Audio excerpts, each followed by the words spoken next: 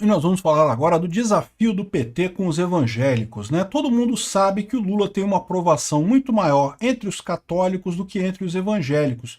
Embora os evangélicos sejam uma minoria no Brasil, é uma minoria que está crescendo. Os dados do censo do IBGE mostram que o Brasil, que já foi um país de ampla maioria católica, hoje em dia ainda tem uma maioria católica, mas já é uma maioria pequenininha, já é um pouco mais de 50%, os evangélicos têm crescido, já estão mais de 20%, e o Lula não consegue penetrar nesse grupo, né? Aí o Lula está tentando um monte de coisa, que é a cartilha evangélica do Lula. Como que a gente vai dialogar com os evangélicos e coisa e tal. E eu vou explicar para vocês porque isso é uma besteira que o Lula está fazendo, que ele não vai conseguir resolver esse problema, e qual que é a principal diferença entre católicos e evangélicos que fazem com que os evangélicos sejam mais resilientes ao Lula do que os católicos. Essa notícia foi sugerida por Peter Turguniev, Moisés, Ivan o Aprendiz e várias outras pessoas. Obrigado aí ao pessoal que sugeriu notícias lá no nosso site, no visãolibertaria.com, e obrigado a você que está assistindo o nosso vídeo. Se você gosta do nosso conteúdo, por favor, deixe o seu like e se inscreva aqui no canal, né? Pois bem, saiu recentemente o resultado sobre religiões do censo do IBGE. Vocês sabem, o IBGE fez um censo em 2022, trazendo uma série de dados sobre o Brasil, sobre as pessoas e coisa e tal, inclusive a questão da religião, né? E aí os dados do IBGE foram bastante significativos, que o número de evangélicos cresceu, mas cresceu menos do que vinha crescendo antes. Tá? Os evangélicos vinham crescendo muito rápido no Brasil e agora cresceram um pouco mais devagar. E os católicos diminuíram no Brasil, né? Então essa é a preocupação do PT. Aqui, entre 2010 e 2022, ou seja, entre o último censo e esse censo agora, os evangélicos cresceram, mas não cresceram tanto quanto na anterior, né? Aqui, ó, pegar os dados diretamente do IBGE, que fica a fonte primária, né? Então tá aqui, ó. De 2010 a 2022, de acordo com os dados do censo demográfico, houve uma redução do percentual de católicos apostólicos romanos. 56,7% da população brasileira se declara hoje católica, né? Isso era 61% da população lá em 2010, agora caiu para 56,7%. Ainda somos um país de maioria católica, mais de 50% da população é católica. Os evangélicos cresceram 26,9%, eles eram 21,6% na última pesquisa, e também os sem religião também cresceram, 9,3% agora, eram 7,9% dos declarantes lá atrás, né? Então a redução dos católicos foi de 8 pontos percentuais, e a religião espírita também caiu 0,3 pontos percentuais e coisa e tal. Enfim, os católicos continuam sendo a maioria no país, só que os evangélicos estão crescendo. E os evangélicos são um dilema para o Lula. O Lula consegue falar com os católicos, mas não consegue falar com os evangélicos. E tem um problema que muita gente não trata nessa história, que eu sei disso por causa da minha experiência, da minha família particular, que é o problema de que por que é mais difícil para o Lula falar com os evangélicos? É porque não tem a ver com a diferença da religião católica da religião evangélica, porque no final das contas são todas religiões cristãs, a base moral é basicamente a mesma coisa. A diferença é que, embora 56% da população seja católica, eu suspeito que a imensa maioria dessa população católica aqui seja católica só pro forma, como era a minha família. Como é a minha família, né?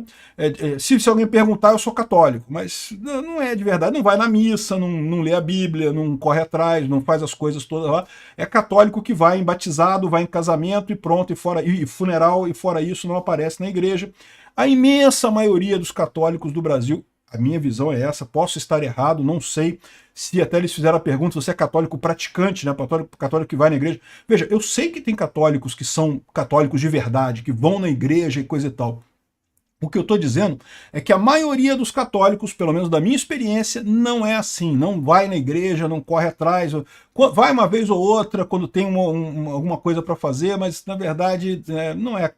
Aí que tá. É por isso que eu não me declaro católico, porque embora a minha família seja coisa e tal, é injusto. É injusto eu dizer que eu sou católico com o pessoal que realmente vai na missa, que realmente acredita, que realmente faz as coisas todas. Pô, é injusto com esse pessoal. Não sou. E os evangélicos, a maior parte dos evangélicos é muito fervorosa, vai à missa, vai na igreja, né, conversa sobre isso. Então, o problema do Lula não é que ele tem dificuldade de falar com os evangélicos, é que ele tem dificuldade de falar com pessoas religiosas. Por quê? Porque o comunismo, porque o socialismo é uma coisa não religiosa, antirreligiosa. Sempre foi, é proibido igreja na União Soviética. Na China ainda tem toda uma burocracia lá, eles até permitem igreja, mas é uma burocracia só. E o motivo é muito claro de por que a igreja é controlada nessas ditaduras. A gente fica sabendo disso por conta do que está acontecendo lá na Ucrânia. Vocês sabem que lá na Ucrânia o patriarcado de Moscou é proibido na Ucrânia. Por que isso? Porque era usado para espionagem. O padre, e a gente vê isso aqui no Brasil também, né? O pároco, o pastor, as pessoas têm uma influência enorme sobre a comunidade.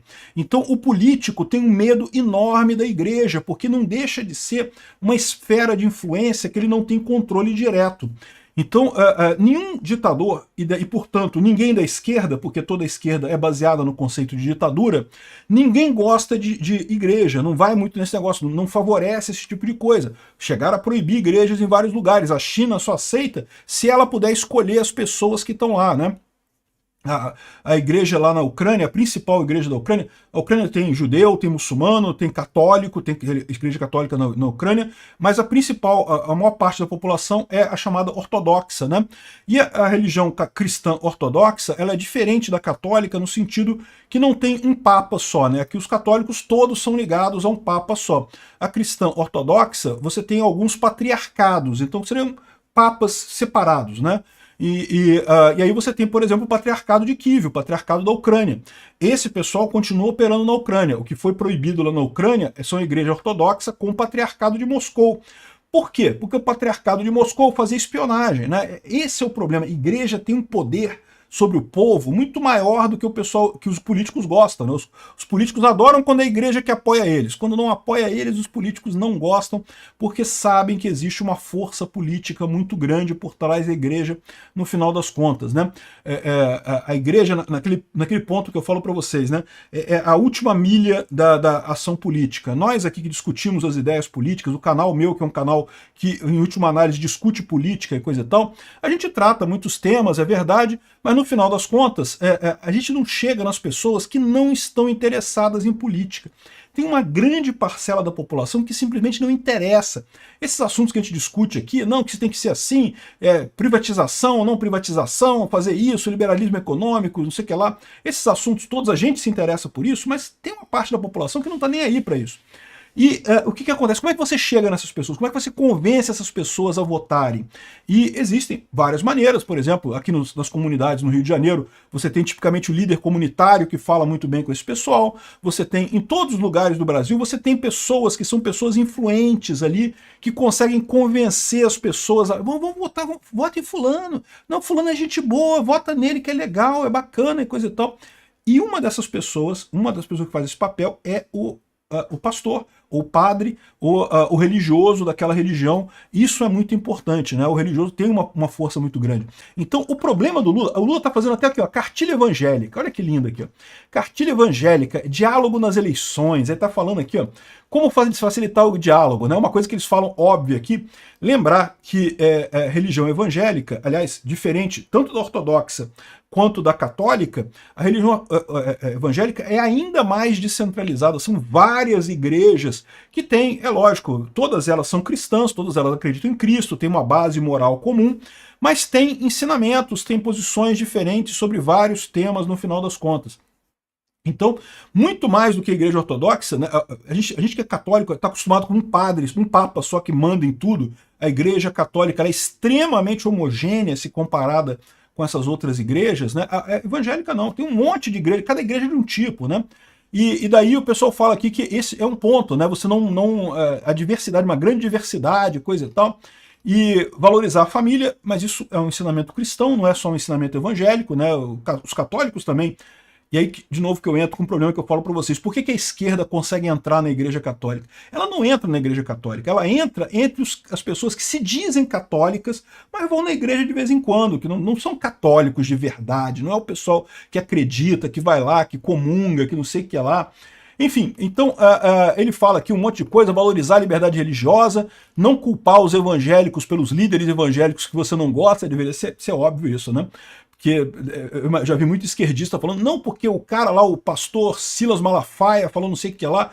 Meu amigo, Silas Malafaia é de uma igreja que tem num lugar ali, não quer dizer que todos os evangélicos gostem do Silas Malafaia ou acreditem no Silas Malafaia ou coisa e tal.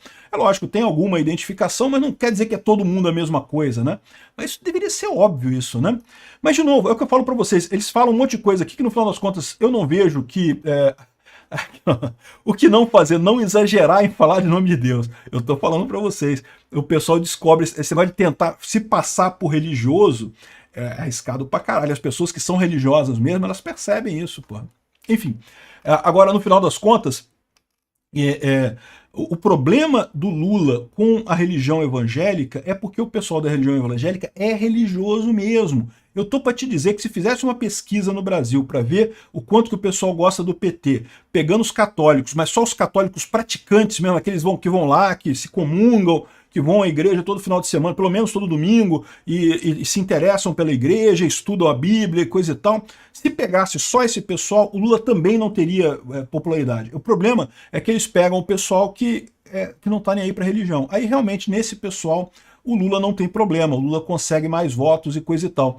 Então, o problema maior que eu vejo é esse, não é católicos versus evangélicos, é pessoas religiosas versus pessoas não religiosas. O Lula acaba tendo uma entrada maior em pessoas não religiosas, né? Aí o pessoal tá falando aqui, não, que o que os petistas estão aprendendo com os evangélicos e coisa e tal. Aqui, ó, tem uma parada aqui, como é que é? A Bíblia é o... Caralho, quis falar aqui. A Bíblia é o livro da classe trabalhadora. Meu amigo, eu acho que é mais do que o Marx. Mas aí que tá, essa que é a dificuldade do pessoal, porque o Lula quer convencer exatamente que é para não prestar atenção no que a Bíblia prega, é para prestar atenção no que nós comunistas pregamos, né? E aí, meu amigo, que a coisa pega no final das contas. É por isso que o Lula se ferra tanto com os evangélicos e se ferra também com os católicos que realmente acreditam, que realmente são religiosos, né?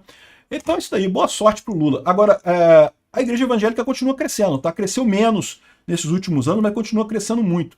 E as pessoas sem religião também cresceram. Uma outra coisa curiosa que tem nesse encontro aqui é que eles fizeram uma ligação das religiões de matriz evangélica, Umbanda, Candomblé e coisa e tal, e descobriram que a imensa maioria das pessoas dessas religiões são brancas. Os negros nessa religião são realmente poucos, né? E é até uma coisa curiosa, porque o pessoal da África, né? Agora que a gente está aqui com a internet, que a gente tem contato com muita gente da África, e o pessoal fala dessas religiões de matriz africana aqui no Brasil, na África não tem isso não, meu amigo. Na África isso acabou, cara. Na África esse pessoal, isso é coisa de tribo lá, que tem lá no meio do mato.